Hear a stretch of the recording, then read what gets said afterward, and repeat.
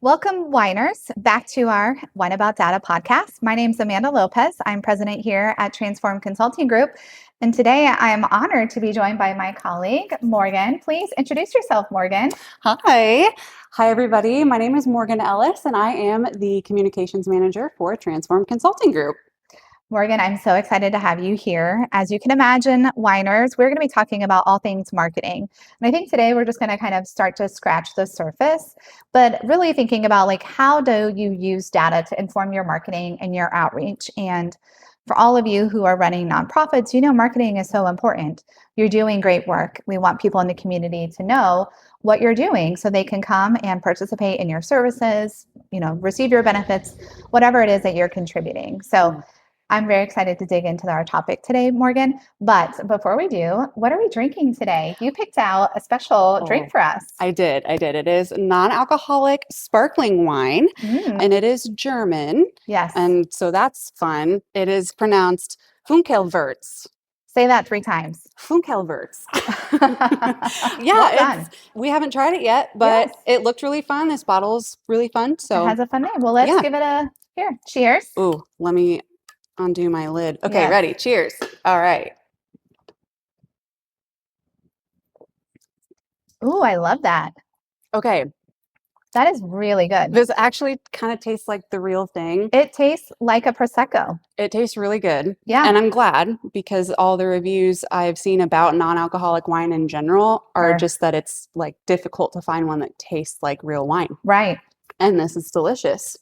So yeah, just a little bit of like that bubbliness. And it's little teeny tiny bubbles. And it's not too sweet at all. You don't feel like you're drinking juice either. Great for mimosa. Yeah, it could be really good for a mimosa. Well, regardless of what is in your cup, whether you're also drinking your favorite wine or trying something new or having a coffee, we hope that you just sit back, relax, or go on a walk and enjoy this conversation. So as I was talking earlier, Morgan, I'm really excited to dig into data because, you know, we often find that when we're working with our nonprofit clients, you know, marketing is a real challenge for them. They're doing great work. We're helping them with their data. We're helping them understand their impact, their value, and their, you know, online presence, their storefront, quote unquote, their website, or, you know, their social media is kind of an afterthought. And it's a lot of times due to the lack of resources. Unfortunately, a lot of nonprofits, they're operating on small budgets, or, you know, their budgets and are prioritized to delivering services. So they usually don't have a staff for marketing, or they might be contracting it out and it's ad hoc. And so they're really strapped for resources. Yeah, I mean, my experience with and working with a variety of different nonprofits, large and small, or mid-scale and smaller. Yeah, marketing is a challenge. I mean, even if you do have a marketing department, you oftentimes are wearing a lot of hats. Yes. Whether you're managing the social media accounts for the brand, or also, you know, adding on email marketing, you could also be the website manager. But then you also have to work with like the fundraising department. Yeah. So you are wearing a lot of hats, and it can get, to be able to touch everything you need to touch for marketing, it can get really overwhelming. I think that's the thing too, is it can be very overwhelming because oftentimes nonprofits do multiple things, right? So there is a lot to communicate. And I think there is this impression that, oh, well, there's social media, it's free, it's cheap, it's easy, like we should be doing that, right? Or, oh, let's do an email newsletter. Again, it might be free and it's, you know, a low cost, but all those things take time. And what I'm hoping we can talk more about today is, you know, if we're not intentional with the marketing and communication and really using that data, then maybe we're just spinning our wheels. You know, and not making a difference. It's putting out a lot of effort and not getting that return back. And, you know, depending on what your goals are as a nonprofit, whether that's fundraising or just getting the name of your organization out there, you're going to have different ways to approach those things. And if you're not seeing that return, then we need to adjust. Yep. And I know, like, even here for us at our consulting firm, you know, it can be really hard. We have to be also good stewards of our own marketing and our data to really understand, okay, is this effective? Is this working? And it's hard to really understand what is that ROI, that return on investment, you know, whether you're a for-profit or a nonprofit. But I hope that today we can give our listeners some tips to really help understand what data should they pay attention to when it comes to marketing and how to best utilize the resources that are available, since time is so precious. Yeah. so that they can be most effective with that. And a few episodes ago, we talked about data storytelling, and we talked about how important it is for nonprofits to tell their story. And they have amazing stories to tell, right? I mean, they're all doing good work, mission-focused organizations, and how data can use that to tell your story. Now, when we think more specifically about the digital tools that are available for marketing, right? I alluded to social media, and then most nonprofits have an email newsletter like a MailChimp or Constant Contact. Of course, you also have websites, and there's an opportunity there to connect with Google Analytics. And so each of these digital tools have a back-end source, right? Yeah. It's like a computer. Oh, yeah. With all this data. And it's magical. When you really start to learn what it is that you're looking at and really understand it, you can get lost for sure. Yeah. Because you just get energized by really high numbers and things. And then you might feel a little discouraged at first if you see lower numbers. But if you know what you're looking at, you will know how to pivot and then kind of attack that from a different angle and try to improve. Right. And I think that's where hopefully we can kind of give that sense of let's look under the hood, let's pick one of these tools and really understand, okay, what might be some key metrics that you might want to pay attention to depending on who you're trying to communicate with, right? Who's your audience and what's your purpose? You wanting people to sign up for a program? Are you wanting them to donate for your cause? So let's start with Facebook. Yeah. I feel like Facebook is kind of an evergreen, most nonprofits use Facebook. And it's been around for maybe the longest from social media. For sure.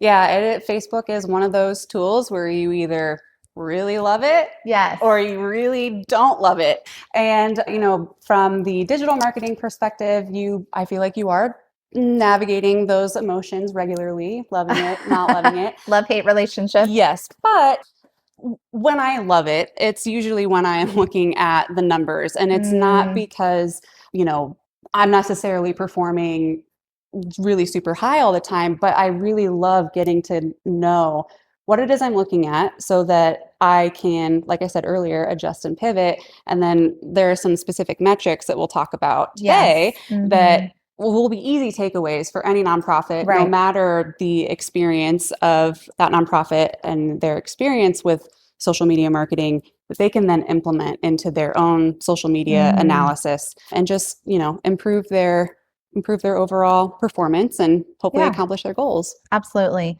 So let's talk more specifically, because when you do log into Facebook, and if you're an admin, you have a page you can go to see your analytics, and there's just reels of data and information. But what would you say are the top metrics that a nonprofit should be looking at and paying attention to? Yeah. So when you are looking under the hood of your Facebook account and you're looking at Meta Business Suite for your analytics, you're going to see, like Amanda said, a whole lot of different graphs and charts and numbers and all kinds of things. But there are 4 specific that are just really basic, entry level. Everyone should be looking at these, no matter whether you're a nonprofit of a team of 1 or you're a Fortune 500 company CEO. Looking at numbers. Universal. Yes. Yeah. You're going to want to take time looking at your reach, which is the number of people who have seen your content on social media, your post on Facebook. It's shown up in their feed, right? Yeah. So any person, any user who sees your post go by, whether they scroll by it and it shows up and they continue scrolling by it, or they spent some time on it. But then the next thing that comes after that is engagement. Engagement is when users who have also seen your content are interacting with it. So reactions, you get the heart or the angry face or the like or the laughter, and then commenting, sharing, saving, all of that good stuff. Any of those actions on the button of the post. Yeah. Anytime you're engagement. Anytime you're touching a post, either on your desktop or your phone, and you're doing something to it, that is a piece of engagement. And they go hand in hand. Yeah. Following up the engagement side is link clicks. So again, very similar to engagement. It's another subset form of engagement. Right. Link clicks are when a user actually clicks any link in a post that you have. And that can even include a photo. If you have included a photo in your post on Facebook and a user taps that photo and opens it, that is considered a link click. But that also means like a link URL. To subscribe to your newsletter on your website, and you include that URL to your website. Or a sign up form. Yeah, or a sign up form. Yeah. Or even like a link to all your other social media channels, and you want to drive people to go follow you on LinkedIn. Right. And then the last one is your follower growth. And follower growth kind of is this like culmination of all of these other metrics that you're looking at. You would hope that people who are seeing your content, engaging with your content, and then venturing beyond your brand on Facebook and engaging with your content elsewhere will become then a follower. Yeah. And so you'll want to keep an eye on that follower growth too. That's great. Well, that like gives us really good like context to like hone in on what are some of those key metrics, because it can be noisy with a lot of the data and information. Oh, yes. What are the benefits of those metrics? Like, how do you use that data, right? Yeah. So when you're looking at like the reach from your audience, you know, if you have really high numbers of engagement and reach, that means that you're reaching a lot of people. Clearly, your content is getting out there. Exposure. Yes. Yeah. And then when you look at engagement, if you have, let's say you have a lot of reach, but you don't really have a lot of engagement. So this would be considered the engagement rate. So engagement rate is the, I believe, reach divided by engagement, or engagement divided by reach, a formula. If you have a low engagement rate, then that implies that your reach could be super widespread and you might have really high numbers there. But if people aren't interacting with your content, then it's not resonating. There's like a disconnect. Yeah. Right. Yeah. So if they're not like taking any action on it, but you're getting a lot of reach, you got to figure out, okay, what about this piece of content is not generating the engagement we need? Did we post a reel? Did we go live on Facebook, but we didn't add a call to action at the end, a click through or anything like that? Yes, a next step to continue engaging your audience. If that wasn't a component, then you'll have, or maybe it was just a post with words and there was no images or photos. So also maybe like studying those posts that you have with low engagement versus high engagement to see what's different. Yes. Yeah. And you can do that very easily in Meta Business Suite too. And I won't get into all of the that'll be another nitty-gritty, but that can come soon. That can come later. Conversation. And then the Facebook followers, what's important about that metric? Yeah. Facebook followers really just means that you are building your digital community, beyond your physical in-person presence. Amanda used my favorite term earlier when she was talking about websites being your digital storefront. I heard it from you and I love that. I love that. Yeah. I love that way of approaching. If someone has never visited your organization or your small business or what have you in person, but they've gone to your website, you want your website to be an accurate representation of you digitally as much as you are in person. So follower growth is like let's say your regular group of volunteers who are not getting out in person, coming to your organization's brick and mortar location, but they're engaging with you as brand ambassadors on Facebook, and hopefully continuing to spread the word with their channels by engaging with your content. Yeah. No, I think that's really helpful. And I alluded to this earlier when we were talking about storytelling, right? Because I think too, part of the challenge and the pain point for a nonprofit is like to just not go on autopilot with the marketing, right? And so to think like, okay, what's the intentionality here? So who am I trying to communicate to, and what's the purpose? As you mentioned too, we abbreviate the CTA, the call to action. Call to action, But wouldn't you say like in theory, every post should have some CTA? Now, whether it's literal or explicit, but there should be some purpose. Are you running to what? What would be the different kinds of purposes? Oh man.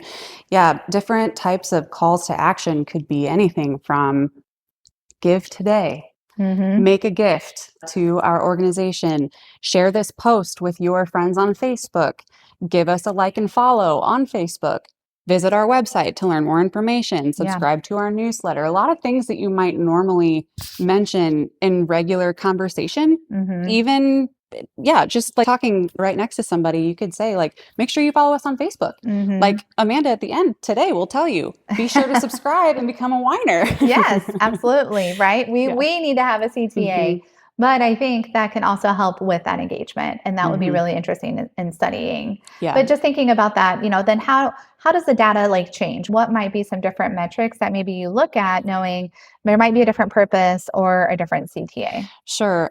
Keeping it in line with our reach and engagement and the things that we've been talking about today, you might really pay attention to your reach, your overall reach, if you are trying to grow brand awareness, especially if you are, putting a lot of, let's say you have an advertising budget, digital ad budget, even of just $50, and you see a lot of increase in reach in your activity from your users, then you know that you're growing. Yeah, the awareness is getting out there. Right. Yeah. Whereas if you are running a fundraising campaign, end of year campaign, you're probably going to want to pay attention to link clicks and engagement. Specifically in engagement, you want to look at the shares because you want to make sure that, again, people are sharing with their network. So the word is getting out there. To want to give. And then the link clicks then would be, you want to make sure you have that call to action link to your website to donate. That donate page, whatever system you use, and you want to make sure that those link clicks are high because you want to make sure that people are giving. You'll then see, on the back end, your conversion rate if people are actually giving and they're completing that process because then with you. Your website data, which we're jumping ahead and we'll have a whole other thing there, but then can show if there's been that completion, right? They clicked on the page to give, and then you can see if they actually follow through in that link. Yeah. But we can also see where more of that traffic is coming from. So I know you said that we would jump ahead, but let this be foreshadowing. Oh, yeah.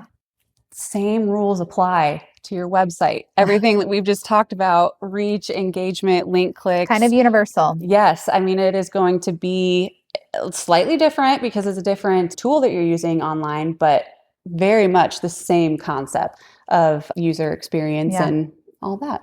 Well, let's share some examples of how this is played out in real life, Morgan, because a lot of, I think, marketing too, especially digitally, it's trial and error, right? I mean, we anticipate like this post is going to hit this way and we're going to see this kind of engagement or a click through, but then maybe it doesn't happen. Yeah. So either feel free to share examples here at TCG where you've, tweaked our marketing based on some of the analytics or some of the other, nonprofit partners that you've worked with.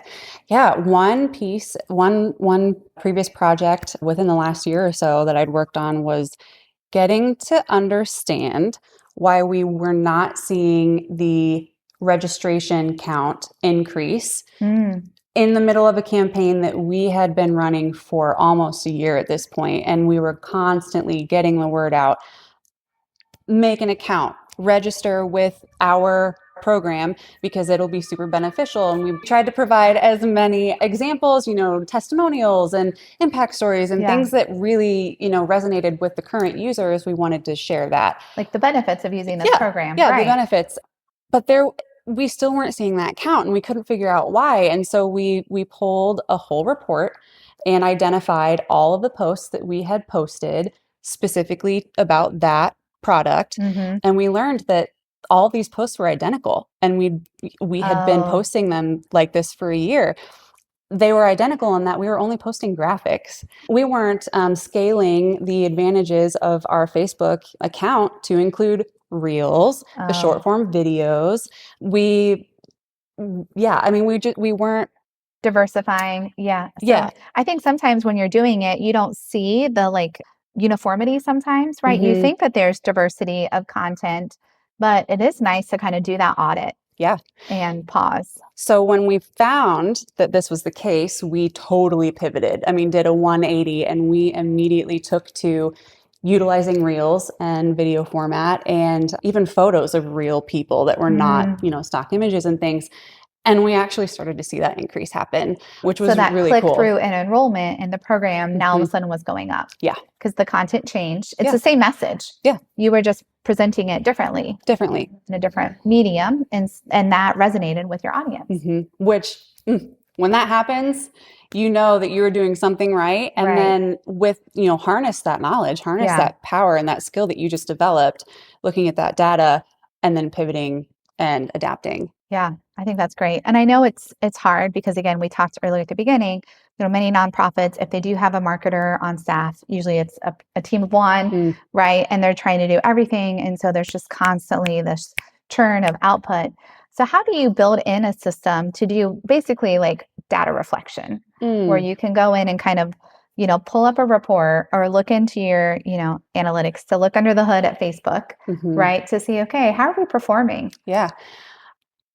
Bottom line, and I think you'll agree, is that you've got to have goals that you're working toward. And if you don't have an end goal, a place that you want to be by a set time, whether that's, quarterly, monthly, annually, whatever, if you don't know what that goal is, then you don't know how to measure what that could be. So if you're doing good or bad or not. Yeah. I mean, you genuinely may not know. Your link clicks might be super high, but it might be for the wrong reasons. I mean, you never know. So let's say monthly, you start to pull a report, and these are the 4 metrics that you start reporting on. And Facebook will help you do that automatically. It's not like pulling teeth. It's not rocket science. It's pretty very user-friendly now. Oh, yeah. Yes, now. Yeah. Now. So like everyone's getting better, right? With all of our data visualization. Yes.